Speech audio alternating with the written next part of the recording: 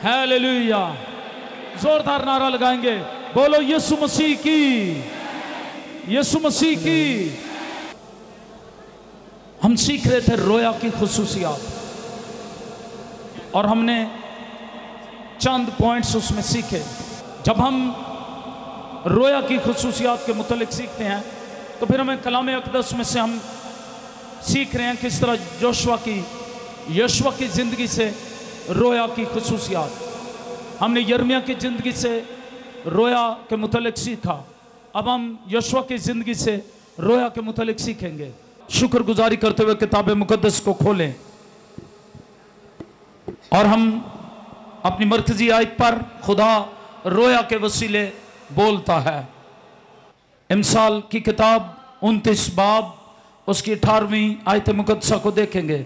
यहां लिखा है, जहां रोया नहीं वहां लोग बेकैद हो जाते हैं, लेकिन शरीयत पर अमल करने वाला मुबारक है। मेरे पीछे कहें, जहां रोया नहीं वहां लोग बेकैद हो जाते हैं, लेकिन शरीयत पर अमल करने वाला मुबारक है। इसका एक तर्जुमा यह भी है, जहां रोया नहीं वहां लोग लापरवाही से रहते हैं। एक तर्जुमा यह भी है, जहां रोया नहीं वहां लोग लाकानूनियत से रहते हैं। इसका एक तर्जुमा यह भी है, जहां रोया नहीं वहां लोग हलाक और बर्बाद हो जाते हैं। और मैंने बताया रोया कीमती खजाना है। खुदा किसी को रोया अता करने के लिए खासा मुतात होगा। ये रोया खैज़ोन है, इब्रानी जुबान में से खैज़ोन कहा गया, जिसका मतलब है नबूवती रोया, नबूवती मुकाशफा।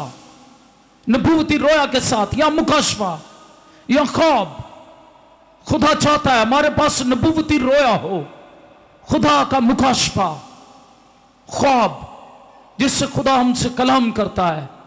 रोया वो जरिया है, आला है, जिससे खुदा बात करता है। खुदा मुस्तकबिल के मुतलिक बताता है, खुदा अपने दिल की बात बताता है। इसलिए जब हम रोया के मुतलिक सीखते हैं तो हमें याद रखना है एक रोया रखने वाले शख्स की जिसे खुदा ने इस्तेमाल किया। बेहतरीन मिसाल यशवा है। और जब हम यशवा की जिंदगी से सीखते हैं तो हमने सीखा रोया रखने वाला पेश नजर होता है, वो आगे की चीजों की तरफ देखता है।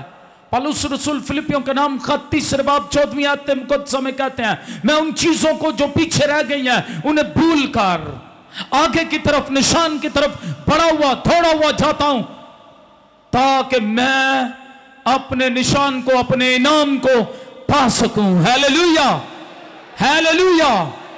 इसका मतलब है जो लोग लापरवाह हैं वो बेकैद हैं, जो लोग लाकानूनियत के नीचे हैं उनके पास कोई रोया नहीं है और वो बेमकसद जिंदगी गुजार रहे हैं। इसका एक तर्जुमा यह भी है, बेमकसद जिंदगी गुजारना। खुदा ने इंसान को इसलिए पैदा किया कि उसकी जिंदगी से खुदा को जलाल मिले। आमीन।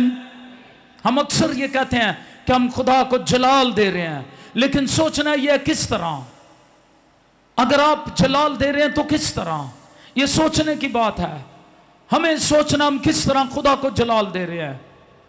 इसलिए हम जब रोया की बात करते हैं तो फिर हमें याद रखना है रोया देखने वाला पेश नजर होता है, पीछे की चीजों की तरफ नहीं देखता रहता, वो आगे मंजिल की तरफ, निशान की तरफ दौड़ा हुआ जाता है। पौलुस कहता था कि मैं इनाम को हासिल करूं। हालेलुया।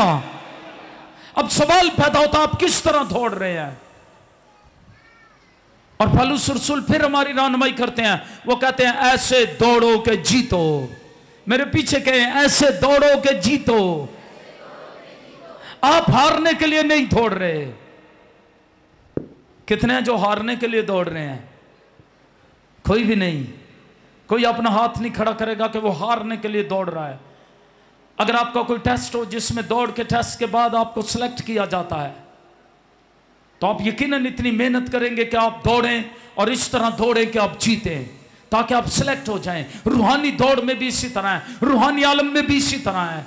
आप इस तरह दौड़ें कि आप जीतें, लापरवाही से नहीं, जिम्मेदारी से खुदा की खिदमत को, खुदा के बोझ को अपनी जिंदगी में लें, खुदा की खिदमतों को लें।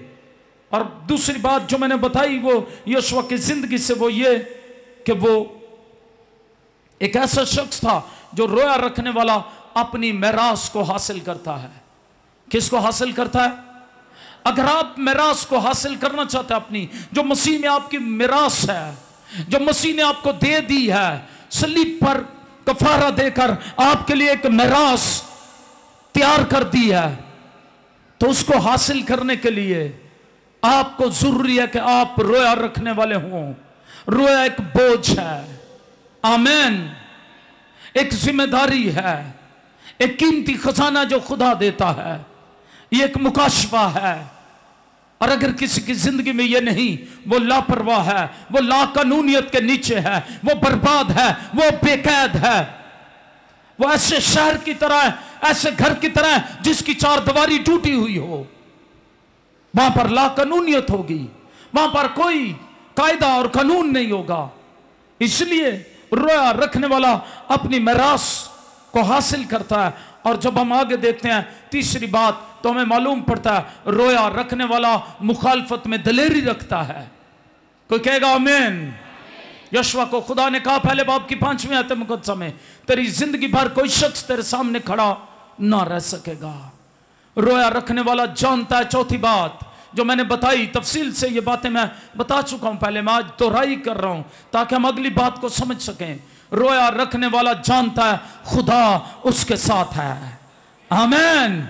यहोशू को यही कहा पहले बाब की 5वीं आयत मुकद्दसा में, जैसे मैं मूसा के साथ था वैसे ही तेरे। हमारे लिए भी वादा है। हमारे लिए क्या वादा है? क्या वादा है? खुदा ने वादा किया, मैं कभी तुझसे दस्तबरदार, और यीशु मसीह ने वादा किया, मैं अब से लेकर दुनिया के आखिर तक हमेशा तुम्हारे। हालेलुया। इसलिए रोया रखने वाला जानता है खुदा उसके साथ है, इसलिए उस रोया से कोई चीज, ना हाल की, ना इस्तकबाल की, ना फरिश्ते, ना हुकूमतें, ना कोई रियासतें, ना तंगी, ना काल, ना तलवार, कोई मसीह की मोहब्बत और उसकी रोया से मैं जुदा नहीं कर सकती। हालेलुया। रोया रखने वाला जानता है खुदा उसके साथ है। रोया रखने वाला रहनुमाई की जुर्रत रखता है। पिछली दफा हमने देखा कैसे रोया रखने वाला शख्स रहनुमाई की जुर्रत रखता है। खुदा कहता है तू फक्त मजबूत और नहायत दिलेर हो जा। ऐसी चीजें आपकी जिंदगी में आएंगी जो आपको खौफजदा करेंगी। कुछ लोगों को मर जाने का खौफ है, कुछ लोगों के अंदर और तरह के खौफ हैं, लेकिन रोया रखने वाला शख्स कैसा होगा? जुर्रत रखेगा, हर एक खौफ का मुकाबला ईमान से करेगा। Hallelujah, hallelujah. क्योंकि खुदा कहता है तू नहायत दिलेर हो जा, मजबूत हो जा। हमें मजबूती से खड़े रहना है। कोई कहेगा आमीन। और मजबूती से खड़े होने के मतलब जब हम देखते हैं तो ये उस दरख्त की मिसाल है जिसकी जड़ें जमीन में गहरी होती हैं। हवाएं चले, आंधियां चले, तूफान आए, वो उस दरख्त की जिसकी जड़ें जमीन में गहरी हैं वो कभी नहीं गिरता। आमीन। आपकी जड़ें खुदा के कलाम में, खुदा में, रूहानी आलम में, खुदा यीशु मसीह की मोहब्बत में जब मजबूत हो जाएंगे आप, कोई तूफान, कोई आंधियां, कोई मुखालफत की हवाएं, कोई परेशानियां, कोई दुख, कोई मुसीबतें आपको खुदा यीशु मसीह से जुदा नहीं कर सकेंगे और आप अपनी रोया पर खड़े रहेंगे। हालेलुया। आज हम सीखेंगे छठी बात, रोया रखने वाला खुदा के कलाम को हर चीज पर फौकियत देता है। रोया रखने वाला शख्स खुदा के कलाम को अव्वल दर्जा देता है। आमीन। हमारी जिंदगी में अव्वल दर्जा किसका होना चाहिए? खुदा और उसके कलाम का। आइए अपनी बाइबल ऊपर करें और कहें बाइबल मेरी सच्ची है, वादों की ये पक्की है, इसका मुकद्दस पाक सुखन उम्दा है, निराला है। आमीन, आमीन। दूर मुझे कभी जाने ना दे। ये खुदा के करीब आपको रखता है खुदा का कलाम। Hallelujah, hallelujah. इस कलाम पर इत्मीनान रखे। रोया रखने वाला शख्स खुदा के कलाम पर इत्मीनान रखता है। मुकद्दस दाऊद ने कहा मुझे तेरे कलाम पर इत्मीनान है। कोई कहेगा आमीन। ये सिर्फ वही शख्स खुदा पर इत्मीनान रखता है जिसके पास विजन है, रोया है। एक छोटा दाऊद खुदा के कलाम पर इत्मीनान रखता है। और जब हम दाऊद की जिंदगी से देखते हैं, वो जाति जूलियत के सामने खड़ा होता है और वो वर्ल्ड विजन की बातें करता है। एक गांव में रहने वाला नौजवान वर्ल्ड विजन की बातें करता है, पूरी दुनिया के विजन की बातें करता है। और वो ये कहता है उसके पास पूरी दुनिया का विजन है। वो जाति जूलियत को कहता है, आज ही मेरा खुदा तुझे मेरे हाथ में कर देगा और दुनिया जानेगी कि इस्राएल का खुदा जिंदा खुदा है। हालेलुया। दुनिया की बातें करता है। Praise the Lord. हालेलुया। रोया रखने वाला शख्स हर चीज पर कलाम को फोकियत देता है, वो कलाम को अव्वल दर्जा देता है। मैं आपको बताना चाहता हूं, जब हम इस बात को देखते हैं तो हमें मालूम पड़ता है। यहोशू पहला बाब, आइए मेरे साथ मिलकर खुदा के जिंदगी बख्श कलाम में से देखेंगे। यहोशू पहला बाब उसकी 8वीं आयत मुकद्दसा, आइए मेरे साथ मिलकर देखें इसको। खुदा का कलाम हमारी रहनुमाई करता है। 7वीं आयत मुकद्दसा से पढ़ूंगा। यहोशू पहला बाब 7वीं और 8वीं आयत मुकद्दसा। यहां पर यूं लिखा है, बल्कि मेरा जी चाह रहा मैं 6ठी आयत मुकद्दसा से इसको पढ़ लूं। आमीन। यहां पर यूं लिखा है, सो मजबूत हो जा और हौसला रख, क्योंकि तो इस कौम को उस मुल्क का वारिस कराएगा जिसे मैंने उनको देने की कसम उनके बाप दादा से खाई। तू फक्त मजबूत और नहायत दलेर हो जा कि एहतियात रख कर उस सारी शरीयत पर अमल करे जिसका हुक्म मेरे बंदा मूसा ने तुझको दिया। उससे न दाने हाथ मुड़ना और न बाएं हाथ, ताकि जहां कहीं तू जाए तुझे खूब कामयाबी हासिल हो। शरीयत की यह किताब तेरे मुंह से ना हटे, बल्कि तुझे दिन और रात इसी का ध्यान हो, ताकि जो कुछ इसमें लिखा है उस सब पर तू एहतियात करके अमल कर सके, क्योंकि तभी तुझे इकबाल मंदी की राह नसीब होगी और तू खूब कामयाब होगा। आमीन। सारी शरीयत पर अमल करे। जब वादा किए मुल्क पर कब्जा करने के लिए यहोशू और बनी इसराइल को अपना आप खुदा की तहरीरी शरीयत के फरमाबरदारी के लिए वक्फ करना था। खुदा का कलाम किताब मुकद्दस में जो कुछ लिखा हुआ था उन्हें मानना था। उनका बुनियादी और मरकजी इख्तियार होना चाहिए था खुदा का कलाम। वो इंसानी ख्यालात, रवायात या मज़ाहिब या रस्मों पर इंसार नहीं कर सकते थे। खुदा ने उन्हें कहा, तुमने रस्मों पर, मज़ाहिब पर, ख्यालात पर, रवायात पर इंसार नहीं करना, बल्कि मेरे कलाम पर इंसार करना है। हालेलुया। कलाम को बल दर्जा देना है, किसी इंसान को नहीं। मार्टिन लूथर जब उठा और उसने इस्लाह कलीसिया रिफॉर्मेशन की चर्च की, तो वो उठा मार्टिन लूथर 16वीं सदी में 1500 और कुछ में जब मार्टिन लूथर उठा तो उसने वो उठा और उसने कहा कि सबसे अव्वल दर्जा किसी इंसान का नहीं, खुदा के कलाम का होना चाहिए। हालेलुया। क्योंकि लोग प्रीस्ट की अंगूठी चूमते और अव्वल दर्जा किसी और को दे रहे थे, वो खुदा के कलाम को अव्वल दर्जा नहीं दे रहे थे। मार्टिन लूथर उठा और उसने कहा अव्वल दर्जा किसका होना चाहिए, और उसने नारा लगाया 16 स्क्रिप्चरा, सिर्फ कलाम। हालेलुया। सिर्फ कलाम की कुव्वत, कुदरत, इख्तियार अव्वल दर्जा रखना चाहिए हमारी जिंदगी में। और फिर इस तरह कलीसिया में बेदारी आ गई। हालेलुया। आज भी मैं आपसे कहना चाहता हूं, मैं बताना चाहता हूं कि जिंदगियों में रवायात नहीं, ख्यालात नहीं, मज़ाहिब नहीं, खुदा का कलाम अव्वल दर्जा रखना चाहिए। यह रसूल खुदा के तहरीरी कलाम का इख्तियार जो है उन सब पर लागू होता है जो पुराने और नए अहदनामों के तहत खुदा के पैरोकार हैं। खुदाम यीशु मसीह के दुनिया में आकर हमारे गुनाहों के लिए अपनी जान देने से पहले और बाद में जितना भी खुदा का कलाम है हम उस सब पर ईमान रखते हैं। हालेलुया। याद रखें, यह बड़ा जरूरी है कि हम पुराने अहदनामे और नए अहदनामे पर दोनों पर ईमान रखते हैं। क्या कहा? कलाम तेरी जिंदगी में अव्वल दर्जा रखे। यहोशुआ को यही कहा गया। और जब यहोशुआ को यह कहा गया, शरीयत की यह किताब, यह फिक्रा शरीयत की पहली 5 किताबों की तरफ इशारा करता है जो मूसा ने लिखी। मूसा को खुदा का इल्हाम दिया गया, खुदा का कलाम, खुदा के अहकाम, खुदा का मुकाशफा, उन पर तो ध्यान रखना।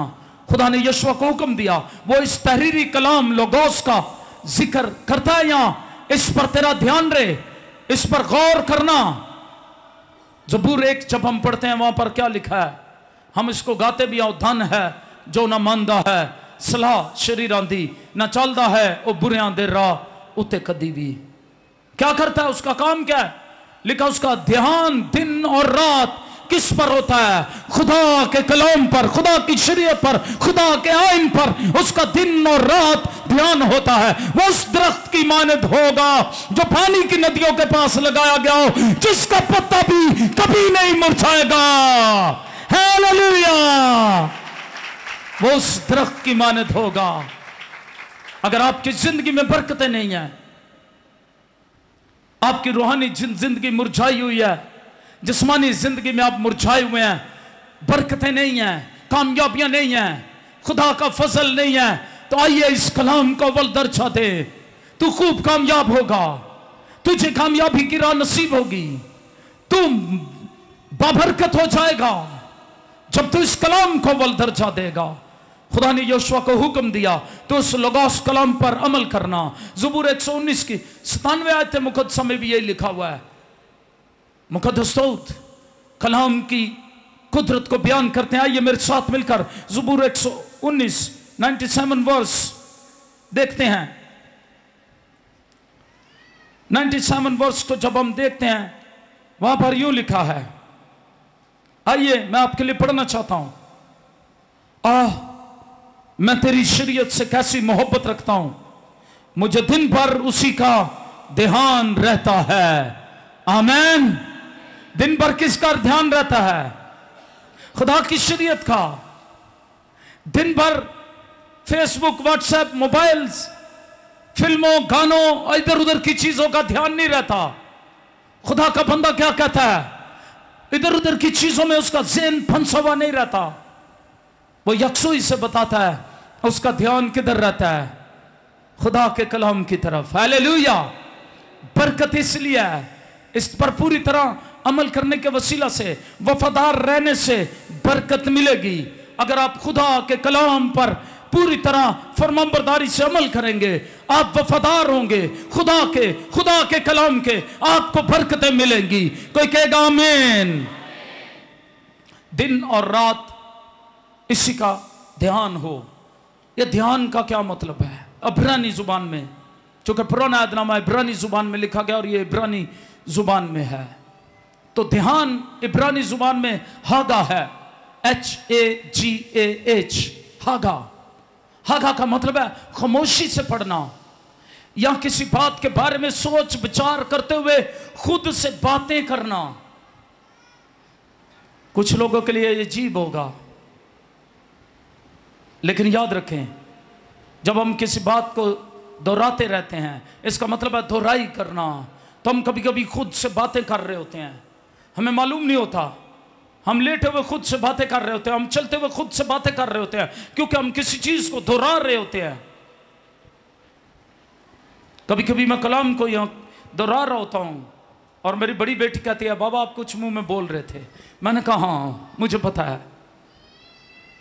आमीन। खुद से बातें करना, अपने आप में ज्ञान ध्यान करना, खुदा के कलाम के बारे में सोच विचार करना, उसकी दोहराई करना।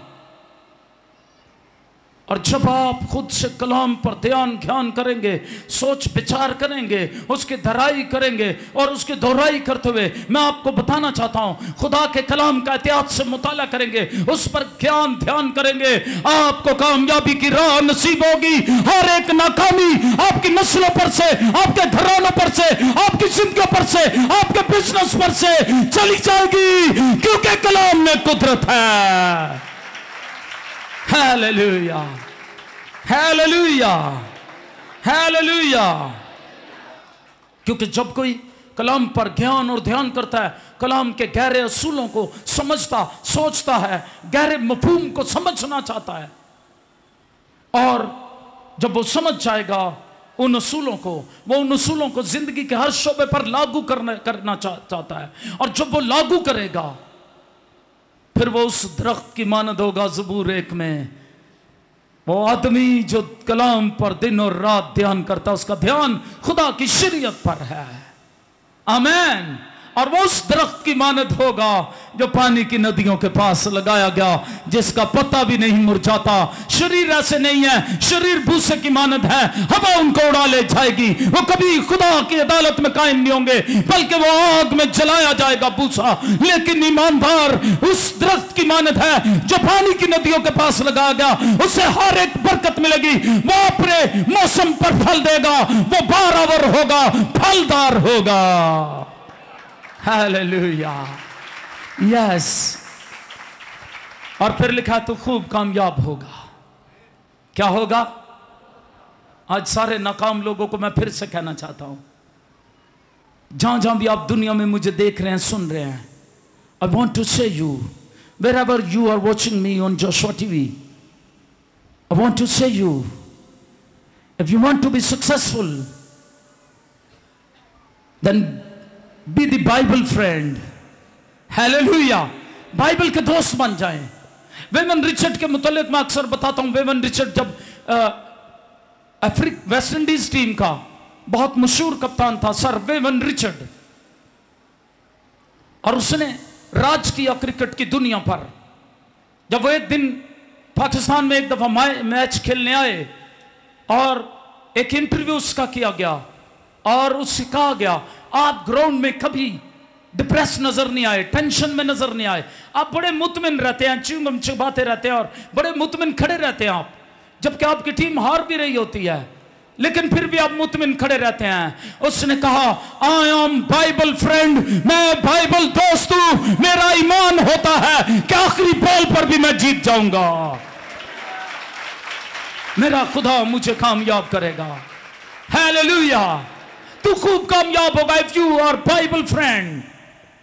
वो लोग जो खुदा के कलाम से वाकिफ हैं, उसकी फरमाबरदारी करते हैं, वो कामयाब और खुशहाल होंगे, क्योंकि वो ठीक काम करने और अपनी जिंदगियों के लिए खुदा के मकसद को हासिल करने के लिए हिकमत से मामूर हो जाएंगे। ये कलाम सादा दिलों को होशियार बनाता, नादानों को अक्लमंद बना देता है। हालेलुया। अगर खानदान में लोग आपको, दुनिया में लोग आपको कहते हैं आप बेवकूफ हैं, आप अक्लमंद नहीं हैं, तो मैं आपसे कहना चाहता हूं आप इस कलाम को पढ़ना शुरू करें, आप अक्लमंद हो जाएंगे। हालेलुया। हिकमत से मामूर हो जाएंगे। ये कलाम हिकमत से मामूर कर देता है। हालेलुया। मैं चाहता हूं ज़बूर 14 उसकी दूसरी आयत मुकद्दसा मेरे साथ पढ़ें। खुदा ने जो कुछ योशुआ से कहा, खुदा उसको बयान करता है। ज़बूर 14 उसकी दूसरी आयत मुकद्दसा। खुदाम ने आसमान पर से बनी आदम पर निगाह की ताकि देखे कोई दानिशमंद, कोई खुदा का तालिब है या नहीं। वो सब के सब गुमराह हुए, वो बहम निज हो गए, कोई नेकोकार नहीं, एक भी नहीं। क्या उन सब बदकिरदारों को कुछ इल्म नहीं जो मेरे लोगों को ऐसे खा जाते हैं जैसे रोटी, और खुदा उनका नाम नहीं लेते। तो यहां पर खुदा आसमानों से निगाह करता है, कोई दानिशमंद है या नहीं। तो क्या कोई मिलता है? कोई नहीं, सिवाय खुदा के कलाम के। अगर खुदा का कलाम आपको दानिश बख्शे तो आप दानिशमंद हो जाते हैं। Hallelujah, hallelujah. ये आपको हिकमत से मामूर कर देता है। और जब हम आगे पढ़ते हैं तो खुदा का कलाम हमें बताता है, इमसाल की किताब उसका 3रा बाब उसके 10वीं आयत मुकद्दसा देखें। इमसाल की किताब 3रा बाब और उसकी 10वीं आयत मुकद्दसा मैं आपके लिए पढ़ना चाहता हूं। यहां पर लिखा है, लिखा अपने माल से और अपनी सारी पैदावार के पहले फलों से खुदा उनकी ताज़ीम कर, यूं तेरे खत्ते खूब भरे रहेंगे और तेरे हौज नई मैह से लबरेज होंगे। कोई कहेगा आमीन। ये बरकत का राज है खुदा के कलाम पर अमल करना। खुदा खुदा के कलाम पर जो अमल करते हैं, अपने माल से, अपनी पैदावार के पहले फलों से खुदा उनकी तासीम करते हैं, कलाम को अव्वल दर्जा देते हैं, खुदा को अव्वल दर्जा देते हैं, उनके लिए क्या है?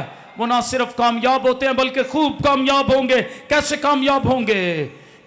यूं तेरे खत्ते खूब भरे रहेंगे, तू खूब कामयाब होगा। कोई कहेगा आमीन? तेरे खत्ते खूब भरे रहेंगे, तू ये नहीं कहेगा मैं गरीब हूं। कोई मुफलिस ना होगा। खुदा इस मुफलिसी को खत्म करना चाहता है, खुदा गुर्बत को खत्म करना चाहता है आप पर से, खुदा कर्जों की लानत से आपको निकालना चाहता है, और खुदा सूद के कर्ज के खिलाफ है। याद रखिएगा, खुदा आपको बरकत देना चाहता है। वो तेरे खत्ते खूब भरे होंगे रहेंगे और तेरे हौज नई में से लबरेज होंगे। हालेलुया! तेरे हौज नई में से लबरेज हो जाएंगे। तू मुफलिस नहीं होगा, तू गरीब नहीं होगा, तू मंगता नहीं होगा। इस्तिस्ना 28 बाब पढ़ते हैं जब हम, और लिखा है तो एहतियात करके इन बातों पर अमल करना। तो वहां पर लिखा है तू अपने घर में आते वक्त मुबारक होगा, घर से जाते वक्त, और तू शहर में मुबारक होगा, अपने बिजनेस वाली जगह पर मुबारक होगा। लोग ये नहीं कहेंगे मनूस आ गया है। और अगर खुदा का कलाम तेरी नजरों के सामने नहीं है, जिस जॉब पर तू जाएगा, जिन लोगों में बैठेगा, लोग तुझे कहेंगे कि इसकी वजह से हमारी बरकतें खराब हो रही हैं, पता नहीं किस तरह का इंसान है।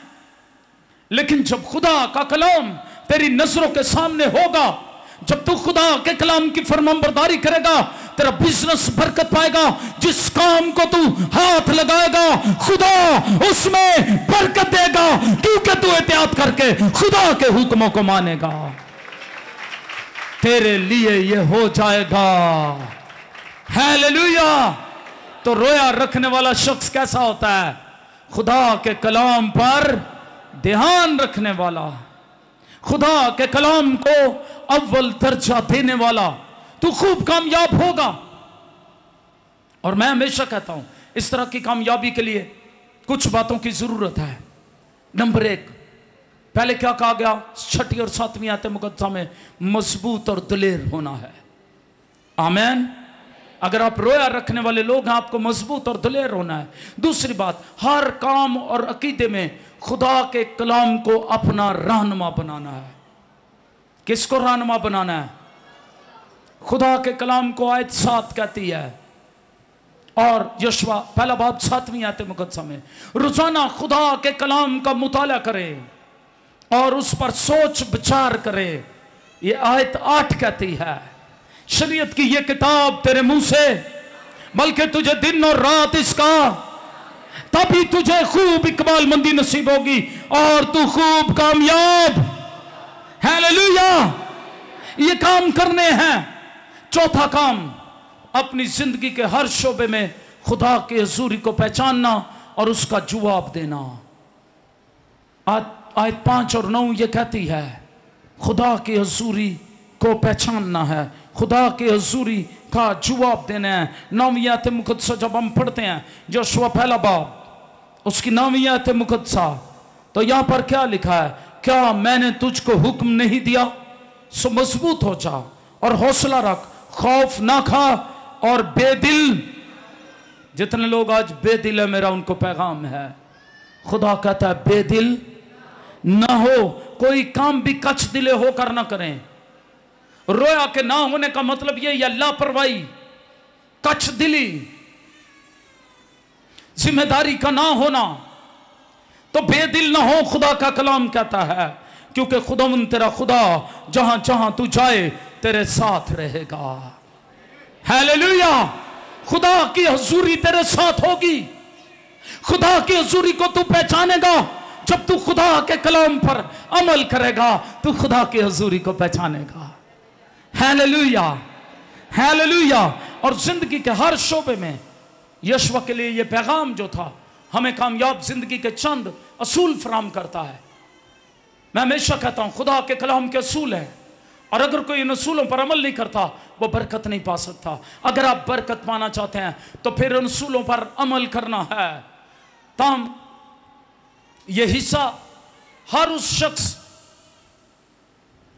शख्स को जो इन शराइत पर पूरा उतरता है, दौलत और खुशहाली की जमानत नहीं देता, लेकिन एक बात है, आपका इत्मीनान खुदा में बढ़ जाएगा। और जब आपका इत्मीनान बढ़ जाएगा, आपका कनेक्शन आपके खुदा से जुड़ जाएगा, आप दाऊद की तरह कहेंगे, खुदावंद मेरा चुपान है, मुझे कमी और फिर कमी रहेगी भी नहीं। कोई कहेगा आमीन, हालेलुया, हालेलुया।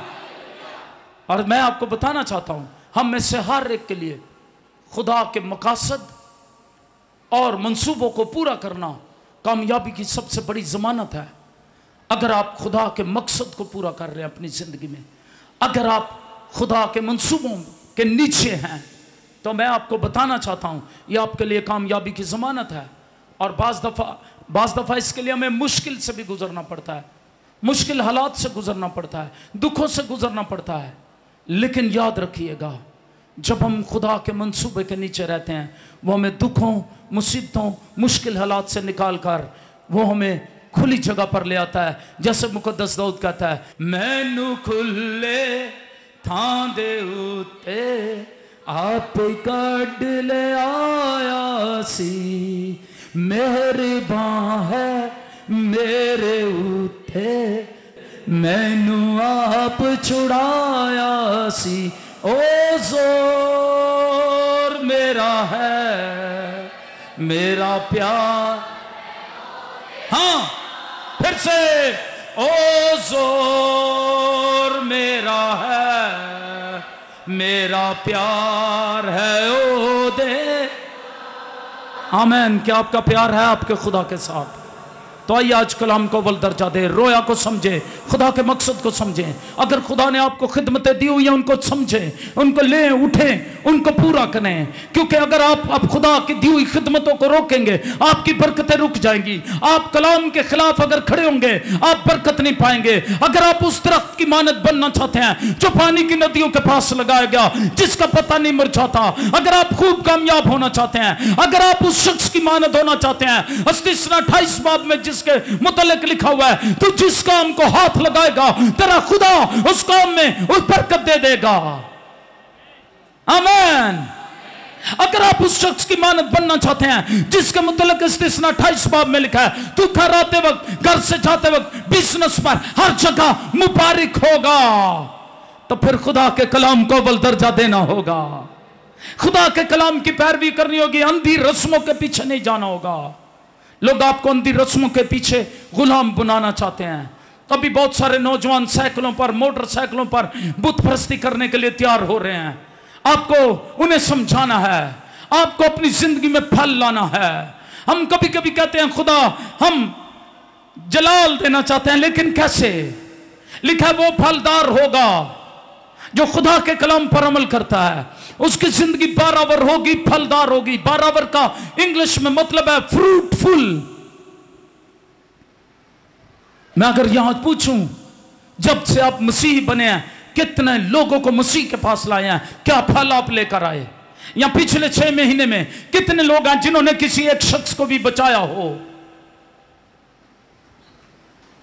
सोचें अपनी जिंदगी पर। अगर आप कलाम पर अमल करने वाले हैं, आप उस दरख्त की मानद होंगे जो फलदार है। खुदाम यीशु मसीह ने आपको चुना है, आप रोया रखने वाले हैं। उसने उसके कलाम में यूहन्ना की इंजील 15 बाब में लिखा है, तुमने मुझे नहीं चुना बल्कि मैंने तुम्हें चुना और मुकर्रर किया। He has appointed you। उसने आपको मुकर्रर किया, मैंने तुम्हें मुकर्रर किया। जाओ और फल लाओ और तुम्हारा फल कायम रहे। हालेलुया। वो फल खुदा चाहता है। अगर आप रोया वाले शख्स हैं, खुदा के कलाम पर अमल कर रहे हैं, खुदा आपकी जिंदगियों से फल चाहता है। खुदा चाहता है फलदार जिंदगियां पेश करें खुदा के आगे। एक दरख्त की तमसील यीशु मसीह ने दी जो 3 साल से फल नहीं देता था। मालिक आया, उसने कहा इसको काट डाल।